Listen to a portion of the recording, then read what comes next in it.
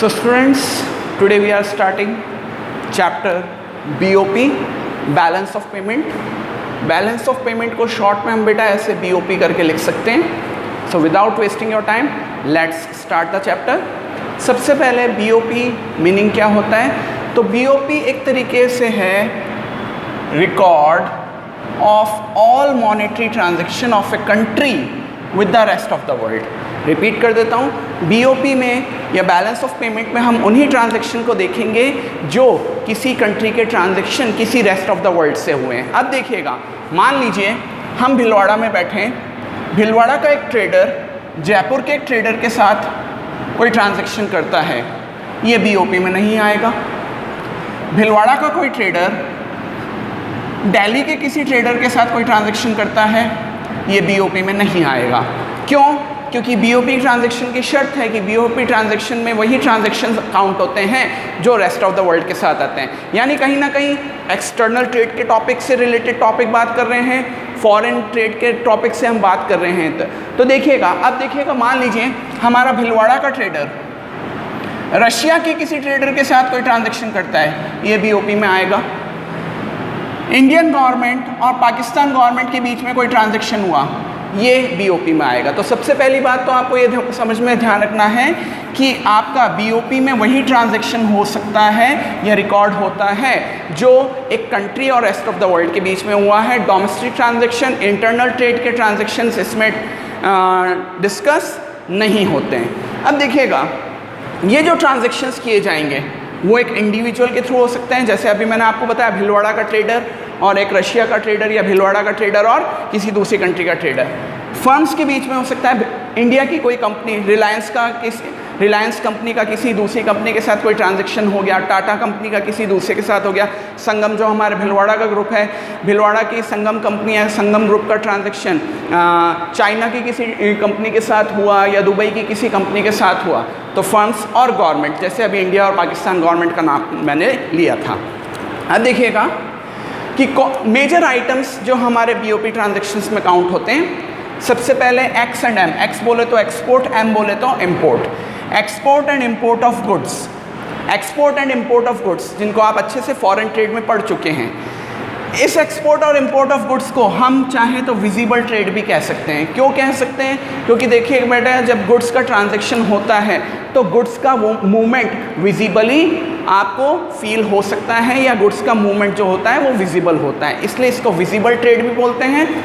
इसके अलावा इसी का एक और नाम है मर्चेंडाइज। तो यानी मैं बोलूँ एक्सपोर्ट और इम्पोर्ट ऑफ गुड्स या मैं बोलूँ एक्सपोर्ट और इंपोर्ट ऑफ मर्चेंडाइज, दोनों एक ही बात है। और इन दोनों के अलावा अगर मैं ये दोनों वर्ड्स यूज़ नहीं करता हूँ तो मैं सीधे बोल सकता हूँ विजिबल ट्रेड। विजिबल ट्रेड का मतलब ही ये होता है कि गुड्स के बीच में ट्रांजैक्शन किया जा रहा है और एक्सपोर्ट और इम्पोर्ट हो रहा है। देखिएगा, इंटरनल बिजनेस में ये नहीं होता है, ये एक्सटर्नल बिजनेस में होता है, फॉरेन बिजनेस में होता है, फॉरेन ट्रेड में होता है।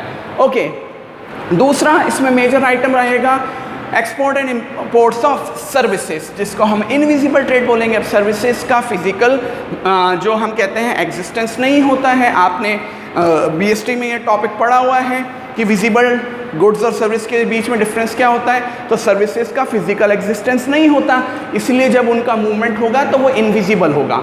तो export and import of goods जिसको हम विजिबल ट्रेड और मर्चेंडाइज भी बोल सकते हैं। Number 2 export and import of services जिसको हम इनविजिबल ट्रेड बोलेंगे। इसके अलावा तीसरा मेजर ट्रांजैक्शन जो BOP में काउंट होता है वो होता है international sales and purchase. Remember, मैंने डोमेस्टिक सेल एंड परचेज नहीं बोला, मैंने बोला इंटरनेशनल सेल्स एंड परचेज, यानी एक से ज़्यादा कंट्रीज इन्वॉल्व हैं। International sales and purchase of financial asset. Financial assets कौन कौन सी होती है? Stocks, bonds, shares. तो आज आप चाहें तो आपके यहाँ के इन्वेस्टर्स दूसरी कंट्री की जो कंपनीज हैं उसमें इन्वेस्ट कर सकते हैं, वहाँ के जो हम कह सकते हैं कि बॉन्ड्स, शेयर्स वगैरह परचेस कर सकते हैं। ऐसे ही फॉरेन पर्सन्स भी हमारी कंट्रीज़ के इन्वेस्टमेंट प्लान्स को ले सकते हैं। अभी आप देख रहे हैं कि रिलायंस ने अपने नेट डेप्ट को फ्री करने के लिए फेसबुक के साथ डील की है एंड अदर कंपनीज़ के साथ डील की है, तो उसमें शेयर्स का बाइंग सेलिंग हुआ है, तो डेफिनेटली वो सब इसमें आता है। इसके अलावा international sales and purchase of real asset. अब रियल एसेट कौन सी होती है? जैसे प्लांट, मशीनरी, लैंड, ऐसा कुछ, तो वो भी आपके BOP में काउंट हो सकता है। मेन बात ध्यान रखिएगा, इंटरनेशनल ट्रांजैक्शन हो रहा है, यानी दो कंट्रीज़ के बीच का ट्रांजैक्शन है। अब एक बात ध्यान रखिएगा, ये एक बहुत सिंपल सी बात आपके लिए होगी कि जब भी बेटा हम किसी गुड या सर्विस का एक्सपोर्ट करेंगे, समझिएगा, जब भी हम गुड्स या सर्विस का एक्सपोर्ट करेंगे तो हमारे यहाँ होगा इनफ्लो ऑफ फॉरेक्स या फॉरेन करेंसी। देखिएगा, समझिए, मान लीजिए भिलवाड़ा का एक ट्रेडर है, भिलवाड़ा के एक ट्रेडर ने अपना मटेरियल बेचा, सेल किया रशिया के एक ट्रेडर को, भिलवाड़ा के लिए या इंडिया के लिए एक्सपोर्ट, रशिया के लिए इंपोर्ट। तो हमारे यहाँ फॉरेन करेंसी आएगी और उधर से फॉरेन करेंसी आउट होगी, तो हमारे लिए फॉरेन करेंसी का इनफ्लो होगा और उधर आउटफ्लो होगा। सेम वे अगर हम इंपोर्ट करते हैं, मान लीजिए भिलवाड़ा के ट्रेडर ने रशिया के ट्रेडर से कुछ खरीदा, तो हमें फॉरेन करेंसी में पेमेंट करना पड़ेगा, तो हमारे यहाँ से फॉरेन करेंसी का या फॉरेक्स का आउटफ्लो होगा और उस कंट्री के लिए इनफ्लो होगा। फॉरेन करेंसी का इनफ्लो आउटफ्लो समझने के लिए बेटा आपको थोड़ा फॉरेन एक्सचेंज चैप्टर को पढ़ना पड़ेगा, वो मैं आपको बाद में बताऊंगा। बट ये तो जनरल सी मीनिंग बात है कि भाई रशिया में रुपीस नहीं चलते हैं, तो हमें उन्हें फॉरेन करेंसी में पेमेंट करना पड़ेगा, यानी इंपोर्ट करते समय हमारे यहाँ से आउटफ्लो। सेम वे रशिया में अगेन रुपीस नहीं चलते, तो जब वो हमें पेमेंट करेंगे तो वो हमें डॉलर्स में या इंटरनेशनल किसी करेंसी में ही पेमेंट करेंगे। तो उधर से जब हमने एक्सपोर्ट किया है तो उधर से इनफ्लो हो रहा है, तो एक्सपोर्ट के टाइम इनफ्लो और इंपोर्ट के टाइम आउटफ्लो होता है। अब देखिएगा, बीओपी के अंदर 3 मेजर अकाउंट्स को डिस्कस किया जाता है। जब बीओपी अकाउंट्स बनाए जाते हैं, बैलेंस ऑफ पेमेंट अकाउंट बनाए जाते हैं इन सारी चीज़ों के लिए, तो इसमें मेजरली 3 मेजर अकाउंट बनते हैं। पहला current account BOP, second capital account BOP और तीसरा ऑफिशियल रिजर्व्स अकाउंट। ये तीनों अकाउंट अपने को इस चैप्टर में पढ़ने हैं। चलिए देखते हैं करंट अकाउंट बीओपी क्या होता है। तो करंट अकाउंट बीओपी में सबसे पहले उन सारे ट्रांजैक्शंस को लिखते हैं जो रेस्ट ऑफ द वर्ल्ड के साथ हुए या क्रॉस बॉर्डर हुए। ऑब्वियसली हमने बोला था डोमेस्टिक ट्रांजैक्शन इसमें नहीं आते हैं, तो क्रॉस बॉर्डर ट्रांजैक्शंस या ROW यानी rest of the world transactions, जिसमें जो which do not impact assets और liability status of a country. देखिएगा, एक ऐसे ट्रांजैक्शंस जिसके थ्रू कंट्री के एसेट्स या लाइबिलिटी के ऊपर कोई असर नहीं पड़ता है, वो इसमें आते हैं। यही मैं आपको कैपिटल अकाउंट में भी ले जाता हूँ शॉर्ट में। कैपिटल अकाउंट वैसे मैं डिटेल में बाद में आपको बेटा समझाऊंगा, लेकिन फिर भी बता दूं, कैपिटल अकाउंट में वो सारे क्रॉस बॉर्डर ट्रांजैक्शंस आएंगे जिसके थ्रू कंट्री का एसेट्स या लाइबिलिटी जनरेट होता है या अफेक्ट होता है। अब देखिए, इसको एक बड़े सिंपल से एग्जाम्पल से लेता हूँ। मान लीजिए India took loan from America. अब देखिए, इंडिया अमेरिका से लोन ले रहा है, तो ऑब्वियस है कि वो हमें रुपीस में लोन नहीं देंगे, वो हमें डॉलर्स में लोन देंगे, फॉरेन करेंसी इन्वॉल्व होगी। अब सोचिएगा, इसकी वजह से इंडिया के ऊपर एक लाइबिलिटी जनरेट हो जाएगी, तो ये वाला जो ट्रांजैक्शन जाएगा ना बेटा, ये कैपिटल अकाउंट बीओपी में जाएगा, ये करंट अकाउंट बीओपी में नहीं आ सकता। सेम वे मान लीजिए India gave loan to Bangladesh, India ने लोन दिया बांग्लादेश को। अब चाहे तो हम इंडियन रुपी में भी दे सकते हैं और चाहे तो हम डॉलर्स में या किसी अदर करेंसी में भी दे सकते हैं। मान लीजिए हमने डॉलर्स या अदर करेंसी में दिया, अब की बार इंडिया ने बांग्लादेश को लोन दिया है, तो हमारे लिए एसेट्स जनरेट होगी, तो अगेन ये ट्रांजैक्शन कहाँ जाएगा, कैपिटल अकाउंट बीओपी में आएगा। ये दोनों ट्रांजैक्शंस करंट अकाउंट में नहीं आ सकते हैं। तो इस तरीके से हमें थोड़ा सा देखना पड़ेगा कि ट्रांजैक्शन से अगर एसेट्स या लाइबिलिटी के ऊपर कोई असर पड़ रहा है, एसेट्स या लाइबिलिटी के ऊपर कोई असर पड़ रहा है, तो वो कैपिटल अकाउंट की तरफ जाता है। जबकि अगर एसेट्स या लाइबिलिटी पे कोई असर नहीं पड़ रहा है, तो वो करंट अकाउंट में आता है। इधर इंडिया के लिए लाइबिलिटी जनरेट हुई थी, इसलिए कैपिटल अकाउंट में जाएगा, इधर इंडिया के लिए एसेट जनरेट हुई थी, इसलिए कैपिटल अकाउंट में आएगा। तो अगर हमारे ट्रांजैक्शन से एसेट्स या लाइबिलिटी पे कोई फ़र्क पड़ रहा है तो वो कैपिटल अकाउंट में जाता है, और अगर एसेट्स या लाइबिलिटी पे कोई फ़र्क नहीं पड़ रहा है तो वो करंट अकाउंट में आता है। तो अभी हमारे जो भी ट्रांजैक्शंस हम पढ़ेंगे वो ऐसे होंगे जिनसे एसेट्स या लाइबिलिटीज़ के ऊपर कोई फ़र्क नहीं होता। ओके, तो करंट अकाउंट बीओपी में कॉमन चीज़ें क्या क्या आती हैं। सबसे पहले X&M, that is export and import of goods, जिसको हमने विजिबल ट्रेड भी बोला था, या गुड्स की जगह हम मर्चेंडाइज वर्ड भी यूज़ कर सकते हैं। तो एक्सपोर्ट और इम्पोर्ट ऑफ गुड्स या विजिबल ट्रेड या फिर एक्सपोर्ट और import of merchandise current account BOP में आता है। इसके अलावा करंट अकाउंट बीओपी में दूसरी चीज़ जो आती है उसका नाम है export and import of services, जिसको हम इनविजिबल ट्रेड भी कहते हैं। इधर जाने से पहले एक बार मैं यहाँ आना चाहूँगा। कि export and import of goods वाले सेक्शन में हमने एक नोट डाला है कि export and import of goods में हम प्लांट एंड मशीनरी के इंपोर्ट ऑफ और एक्सपोर्ट को भी शामिल करेंगे। इसका हमने नोट इसलिए डाला है क्योंकि अगर बेटा आपको ध्यान हो तो आपके फर्स्ट चैप्टर में हमने डिस्कस किया था कि plant and machinery producer goods या कैपिटल गुड्स के तौर पे हमने डिस्कस की थी। तो कहीं आप इसमें कंफ्यूज ना हो जाएं कि प्लांट एंड मशीनरी तो कैपिटल गुड्स होती है तो उसका इंपोर्ट और एक्सपोर्ट हमेशा कहाँ जाएगा, कैपिटल अकाउंट बीओपी में जाएगा। नहीं बेटा, भले ही ये कैपिटल गुड्स होते हैं बट ध्यान रखिएगा एक्सपोर्ट एंड इंपोर्ट करते समय जब भी प्लांट एंड मशीनरी का एक्सपोर्ट इंपोर्ट होगा वो कंट्री के लिए करंट अकाउंट बीओपी में ट्रांजैक्शन शामिल होगा, कैपिटल अकाउंट में नहीं होगा। कैपिटल अकाउंट में वो ट्रांजैक्शन जाता है जो एसेट्स और लायबिलिटी सेक्शन को इम्पैक्ट करता है। Okay, next is export and import of services. Export and import of services को हम इनविजिबल ट्रेड के तौर पे भी जानते हैं। जनरली सर्विसेज को हम इस चैप्टर में दो टाइप में बांट सकते हैं या जनरल वे में भी दो टाइप में बांट सकते हैं। एक होती है फैक्टर सर्विसेज, एक होती है non factor services. Factor services वो होती हैं जिनके अगेंस्ट फैक्टर पेमेंट्स या फैक्टर इनकम्स जनरेट होती है। आपको याद होना चाहिए फैक्टर इनकम्स या फैक्टर पेमेंट्स क्या आ रही हैं, वेजेस, इंटरेस्ट, रेंट और प्रॉफिट। तो जिस भी सर्विस के अगेंस्ट वेजेस जनरेट हुआ है या रेंट जनरेट हुआ है, इंटरेस्ट जनरेट हुआ है, प्रॉफिट जनरेट हुआ है, वो भी क्रॉस बॉर्डर, तो वो यहाँ पर आ सकती है। एक चीज़ और, नॉन फैक्टर सर्विसेज में आती है इंश्योरेंस, बैंकिंग, ट्रांसपोर्टेशन, ईटीसी, तो that is not a big deal. Main आपको थोड़ा सा यहाँ पर समझना पड़ेगा बेटा कि ये जो फैक्टर सर्विसेज हैं इसमें हमने बोला था कि फैक्टर सर्विसेज के अगेंस्ट फैक्टर पेमेंट जनरेट होंगे, वेजेस, इंटरेस्ट, रेंट और प्रॉफिट के तौर पे।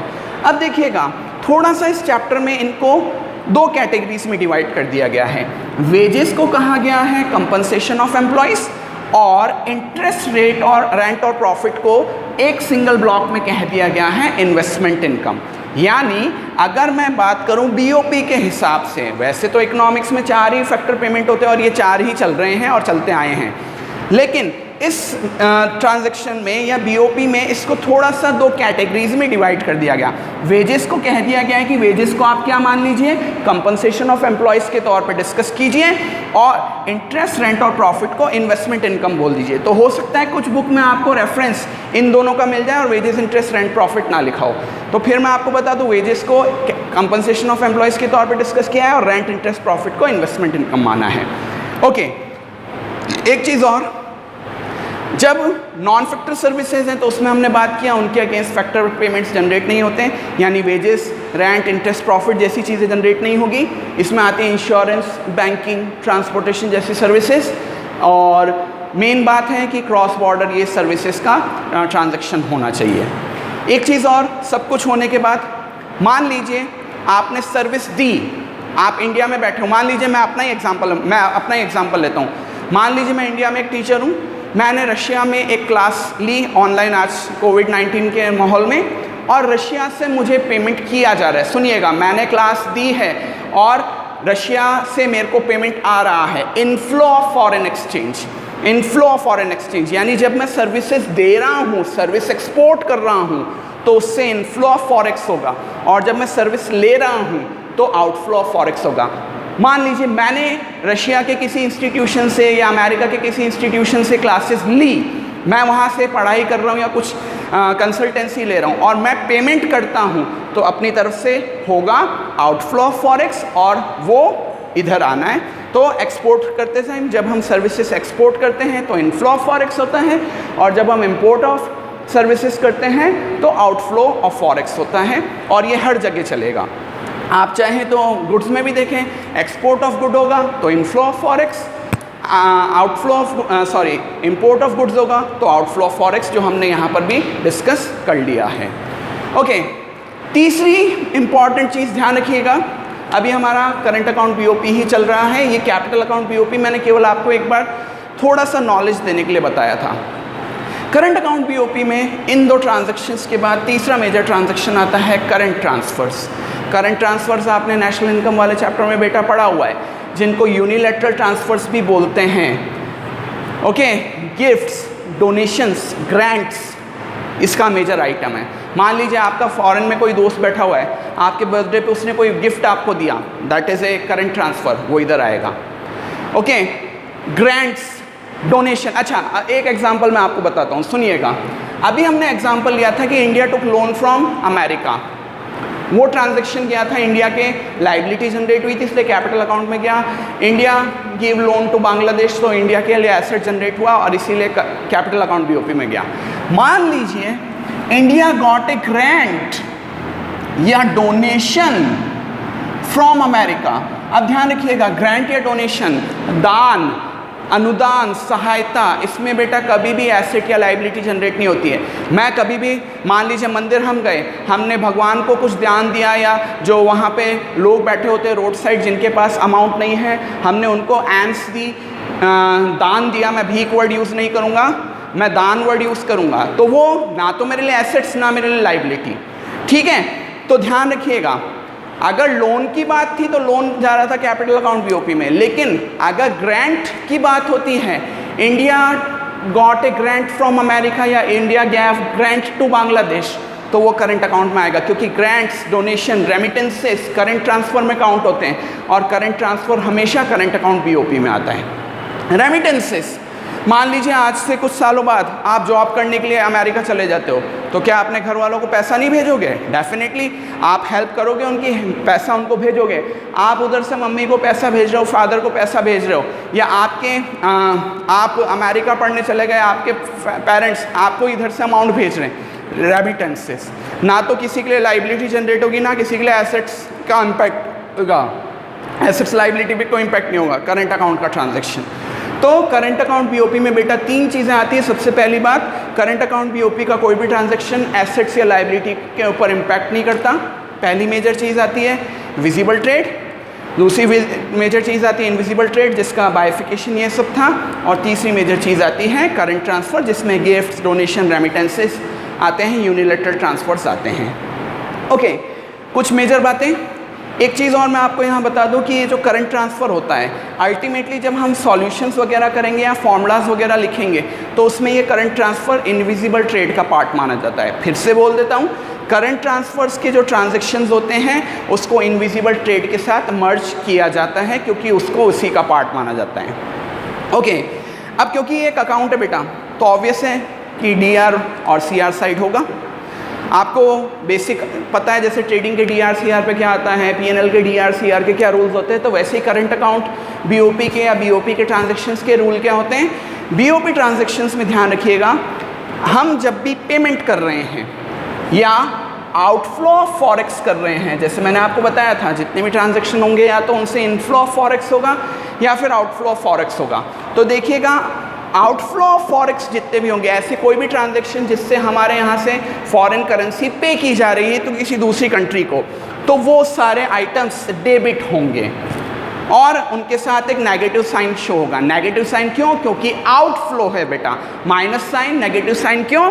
क्योंकि एक नेगेटिव साइन इसलिए आएगा क्योंकि उसके करने की वजह से हमारा फॉरेन करेंसी आउटफ्लो में जा रहा है। सेम वे अगर हमें फॉरेन से फॉरेन करेंसी रिसीव हो रहा है, इनफ्लो हो रहा है, जैसे अभी मैंने बात की थी, India got donation from America, India got grant from America, इससे फॉरेन करेंसी इंडिया में आएगी बेटा, तो इनफ्लो ऑफ फॉरेक्स होगा। इनफ्लो ऑफ फॉरेक्स को हम करेंगे क्रेडिट, करंट अकाउंट बनाते समय क्रेडिट में लिखेंगे और वो सारे आइटम्स पॉजिटिव होंगे।